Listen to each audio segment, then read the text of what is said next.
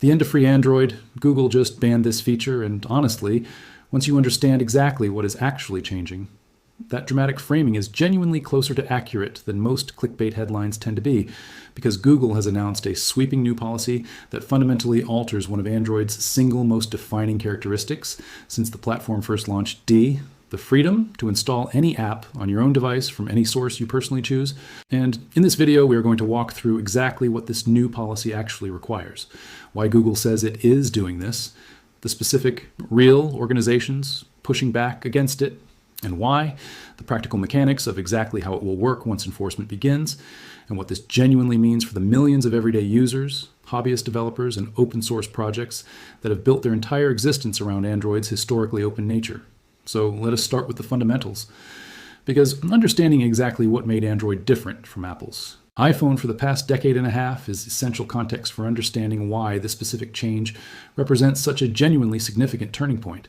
Since its very first release, Android has stood apart from iOS specifically because of one defining characteristic: the ability to sideload apps, meaning installing software on your device from a source other than the official Google Play Store, whether that means downloading an APK file directly from a developer's own website, using an independent app repository like F-Droid, which specifically hosts free and open source software with no trackers and no advertisements, or simply transferring an app file directly from one device to another. And this openness was never simply a minor technical footnote. It was a foundational, defining part of Android's entire identity, the exact reason the platform became the natural home for developers, security researchers, hobbyists, and privacy-conscious users all around the world for well over a decade, standing in stark, deliberate contrast to Apple's considerably more lockdown approach, where installing an app from outside the official App Store simply was not possible for the overwhelming majority of iPhone users. And it is exactly this specific foundational freedom that Google's new policy is now, according to extensive, detailed reporting from multiple credible technology outlets, meaningfully and permanently restricting. And here is precisely what the new policy actually requires. Announced back in August of 2025 and scheduled for hard enforcement beginning in September of 2026, Google will require every single developer distributing apps on what it calls certified Android devices, meaning the VA majority of mainstream Android phones running Google's officially licensed suite of services, to formally register directly with Google before their apps can be installed at all. And here is the specific detail that genuinely distinguishes this policy from anything Android has required before. This requirement applies not just to developers publishing through the official Play Store, it applies to every developer everywhere, including those distributing their apps entirely, exclusively outside the Play Store, meaning even a completely independent developer who has never once submitted an app to Google's own store and never intends to, will still be legally required to register directly with Google simply to have their software run on a mainstream Android device. At all, and it is genuinely worth understanding exactly what this registration process actually demands from developers, since the specific requirements here are honestly considerably more extensive than most people initially assume, based on detailed reporting examining Google's own published requirements. Developers seeking this verification must provide valid government-issued identification, their physical address, agreement to Google's own terms and conditions, which reporting specifically notes are described as non-negotiable and subject to change entirely at Google's own discretion, a complete listing of every single application identifier that developer has ever used across their entire development history, and, genuinely significantly, their actual private app signing keys, the specific cryptographic credentials that cryptographically prove a given app's authenticity and legitimacy, meaning Goog is not simply asking developers to create a basic account, it is requiring them to hand over the fundamental cryptographic infrastructure underlying their own software's identity directly to a single private corporation. And on top of all of this, developers using what has been described as an advanced installation flow, specifically for distributing apps outside the standard verified process, face an additional fee, with reporting specifically citing a figure of approximately $25. And it is genuinely worth being direct and honest about why that specific dollar figure, while modest on its own, genuinely matters far beyond its literal cost. Since, as one detailed technical breakdown of this policy specifically put it, the $25 is not really the actual cost. The genuine cost is the broader chilling effect this entire requirement creates, meaning even a relatively small financial and administrative barrier can meaningfully discourage countless small hobbyists or no. Understanding exactly how Google is framing and justifying this entire policy publicly, because the company has been quite consistent and explicit in presenting this as a necessary, proportionate security measure rather than an attempt to consolidate control. Google has specifically stated that apps from sideloaded sources are over 50 times more likely to contain malware compared to apps distributed through the official vetted Play Store, and the company's own vice president for product trust has reportedly compared this new identity verification requirement to something as mundane and broadly accepted as an ID check at an airport, drawing a deliberate parallel intended to normalize the idea that requiring verified identity before allowing software distribution is simply a reasonable standard practice similar to other everyday security procedures most people already accept without much objection, and it is genuinely worth acknowledging, in the interest of complete fairness, that this underlying security argument does carry real, legitimate weight. Sideloaded malware has absolutely been documented and exploited by malicious actors for years, and reducing that specific, well-established attack vector represents a genuinely reasonable security goal, particularly for protecting less technically sophisticated users who may struggle to reliably distinguish a legitimate banking app from a convincing malicious imitation distributed outside official channels. And this is precisely why any fair, complete discussion of this policy needs to hold two genuinely different things in mind simultaneously: the legitimate security rationale and the genuinely significant cost this specific implementation imposes on Android's broader open ecosystem, rather than collapsing this into either uncritical acceptance of Google's own framing or dismissing the security concern as entirely fabricated. And now let us turn to the organized, genuinely significant pushback this policy has generated, because this is honestly one of the more remarkable coalition building efforts the technology industry has seen in recent memory. A coalition specifically calling itself Keep Android Open has formed in direct opposition to this policy, and this is genuinely not some small fringe group. Reporting specifically indicates this coalition is backed by more than 37 separate organizations, including genuinely major, long-established digital rights institutions like the Electronic Frontier Foundation, F-Droid itself, and the Free Software Foundation. And this coalition has been remarkably direct in how it characterizes this entire policy, specifically describing it in plain, unambiguous language as representing the end of Android as a genuinely open platform. And it is genuinely worth understanding exactly why F-Droid specifically has emerged as one of the most vocal, prominent critics of this entire policy, since F-Droid represents one of the single most significant, longest-running examples of exactly the kind of open, decentralized software distribution model this new policy directly threatens. A 15-year-old repository specifically dedicated to hosting free and open-source Android software, historically relying heavily on contributions, the ability to contribute anonymously or pseudonymously for entirely legitimate privacy reasons. And a board member of F-Droid has been quoted directly and specifically stating that this measure will end the F-Droid project as it currently exists, creating what he specifically described as a choke point that threatens thousands of open-source apps. And it is genuinely worth sitting with that specific characterization for a moment,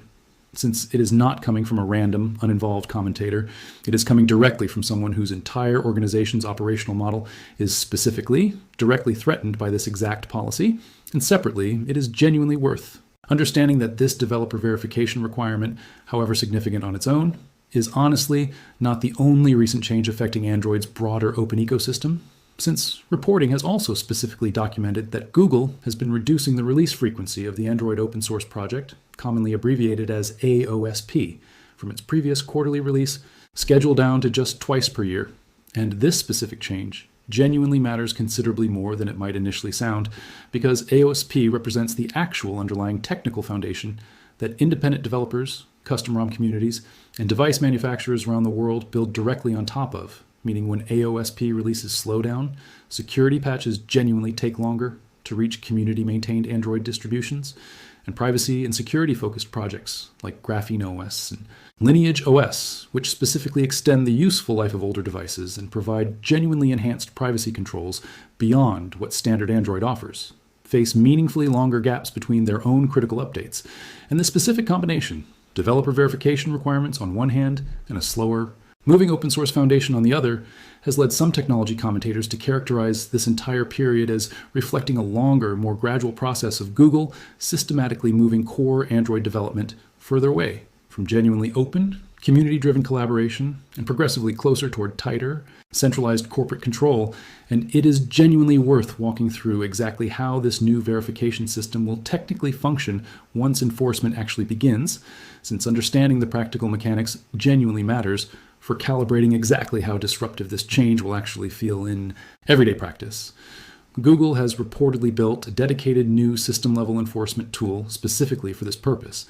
And critically, reporting specifically emphasizes that this entire restriction is not tied to any particular Android software version, meaning it is not something limited only to devices running the newest Android release. Google is implementing these restrictions through its own Google mobile services and Play Protect infrastructure specifically, which means the company can enforce this policy across virtually the entire population of mainstream Android devices already in active use today, regardless of whether a specific device happens to be running a considerably older Android version. And this is genuinely an important detail worth understanding clearly, because it means this is not simply a forward-looking policy that will only affect future phone purchases. It represents a change that will meaningfully affect the app installation behavior of devices that people already own and are actively using right now. And it is genuinely worth addressing directly and honestly the specific geographic rollout plan for this policy, since the exact same 4 countries keep appearing across virtually every piece of reporting on this topic. Enforcement is specifically scheduled to begin first in Brazil, path toward installing unverified software, even after the broader restrictions specifically take effect for casual everyday users, though it is honestly worth being clear that using this specific ADB pathway genuinely requires meaningfully more technical knowledge than the simple tap through unknown sources.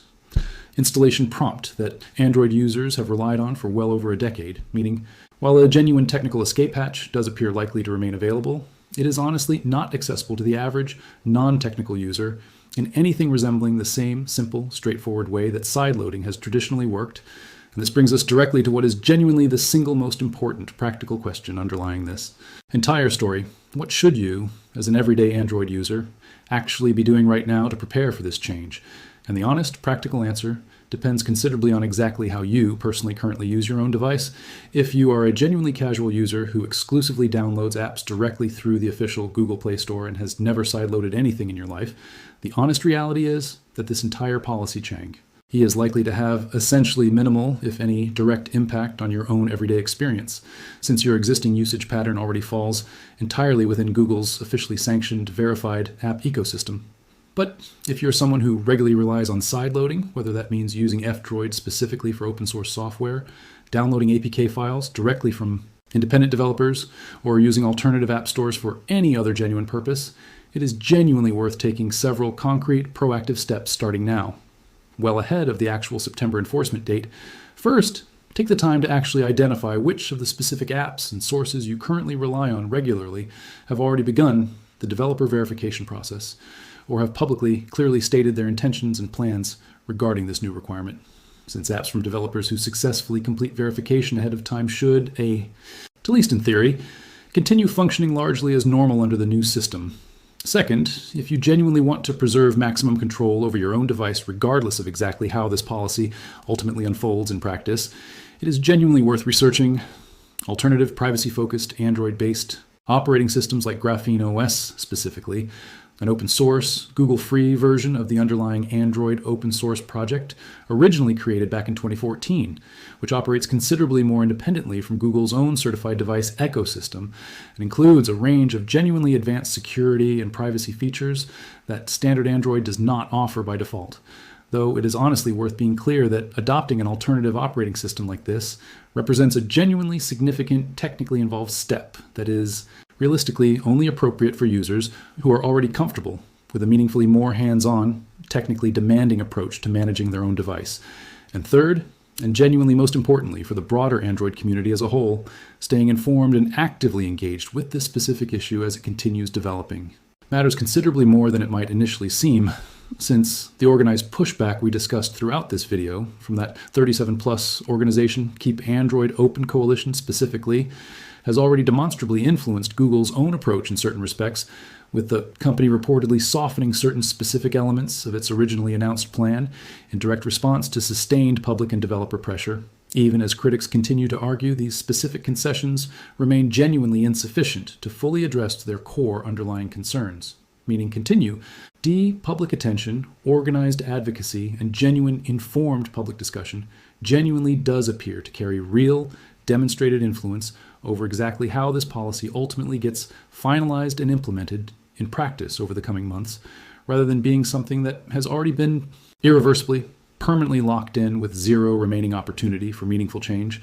And it is genuinely worth being honest and balanced in our final overall assessment here, because this is genuinely not a simple, one-sided story where Google is either purely villainous or entirely unambiguously justified. The underlying security concerns Google has repeatedly cited are genuinely real, well, documented, and represent a legitimate, serious problem that has caused genuine, real-world harm to actual people, particularly in markets where sideloading has historically been especially prevalent. But the specific implementation Google has chosen, one requiring full government identification, complete application identifier histories, and actual private cryptographic signing keys, applied universally to every single developer regardless of whether they have ever touched the Play Store at all, with a scheduled enforcement date that critics argue leaves genuinely insufficient time for smaller, resource-constrained projects to meaningfully adapt, has generated entirely legitimate, well-founded concern among exactly the kind of technically engaged, historically loyal Android users, developers, and organizations who have valued this platform's fundamental openness as one of its single most defining, important characteristics for well over a decade, and reasonable, genuinely well-informed people can absolutely continue to disagree about whether Google has struck an appropriate defensible balance here between legitimate security goals and preserving the platform's traditional openness, which is precisely why this story genuinely deserves the kind of continued, sustained public attention and scrutiny we have given it throughout this entire video, rather than either uncritically accepting Google's own security framing entirely at face value, or dismissing the entire policy as purely a cynical, anti-competitive power grab without genuinely acknowledging the real security problem it is, at minimum, attempting to meaningfully address, and so bringing everything we have covered together into one final, complete, and genuinely balanced picture. Google is implementing what represents, by any reasonable measure, one of the most significant changes to how Android has fundamentally operated since the platform's original launch, requiring every single developer distributing software on certified Android devices through any channel whatsoever to formally hand over their identity, their complete application history, and their actual cryptographic signing. Credentials directly to Google, with hard enforcement beginning in September of 2026 across an initial set of countries before expanding more broadly throughout the following year. And while this change is being framed by Google as a necessary, proportionate response to genuine, well-documented malware risks specifically associated with unverified sideloading, it has simultaneously triggered genuinely significant, organized international pushback from open source communities, digital rights organizations, and independent developers who view it as a fundamental, deeply concerning step away from the openness that has always defined Android as a genuinely distinct, meaningfully different platform compared to its primary competitor. And whether you personally view this specific change as a reasonable, overdue security improvement, or as a genuinely troubling step towards centralized platform control that fundamentally erodes what made Android worth choosing in the first place, likely depends considerably on exactly how you personally use your own Android device today. But either way, this is genuinely one of the most significant Android policy changes in the platform's entire history, and staying informed about exactly how it continues to develop between now and its scheduled enforcement date and well beyond it is genuinely worth your continued, sustained attention, regardless of which specific side of this particular debate you personally find yourself leaning toward if you found this breakdown of Google's sweeping new Android developer verification policy. I'll step too far, and we will see you in the next video. Until then, stay informed, stay engaged, and stay genuinely in control of the decisions that determine how much freedom you actually have over the technology you use every single day. And before we fully wrap up, it is genuinely worth addressing a handful of the most common questions people tend to ask once they actually understand the full scope of this policy, starting with one of the most frequently slowly opening up iOS in the opposite direction, with alternative app marketplaces now permitted within the EU specifically, and sideloading itself becoming genuinely possible in certain regulated regions for the very first time in that platform's entire history, meaning the two platforms that have historically defined the entire open versus closed debate within mobile technology appear to genuinely be converging from opposite directions simultaneously. And if this trajectory continues roughly as currently projected, the once quite stark, clearly defined distinction between Android's historical openness and iOS's historical restrictiveness could become considerably murkier by as early as 2027. Another genuinely common question people ask is whether this policy will affect apps already installed on their phone before the September enforcement date actually arrives. And the honest answer, based on currently available reporting, is that this restriction is specifically confirmed Brazil, Indonesia, Singapore, and Thailand as the initial enforcement markets beginning in September 2026, The company has indicated broader global expansion is expected to continue throughout 2027, without providing a fully detailed, country-by-country specific timeline for every remaining market at this point. And a fourth question, genuinely worth touching on, is whether there is any realistic possibility this policy gets meaningfully delayed, softened further, or reversed entirely before reaching full global enforcement. And the honest answer is that this genuinely remains an active, evolving situation, since we have already seen Google make certain adjustments to its originally announced plan in direct response to sustained organized pressure from the Keep Android Open Coalition and the broader developer community, meaning continued advocacy and public attention genuinely could result in further meaningful adjustments before the policy reaches full global implementation. Though it is equally realistic to expect that the core underlying requirement for developer verification itself is likely here to stay in some meaningful form, given how directly it connects to Google's stated security rationale and broader international regulatory trends around app distribution transparency.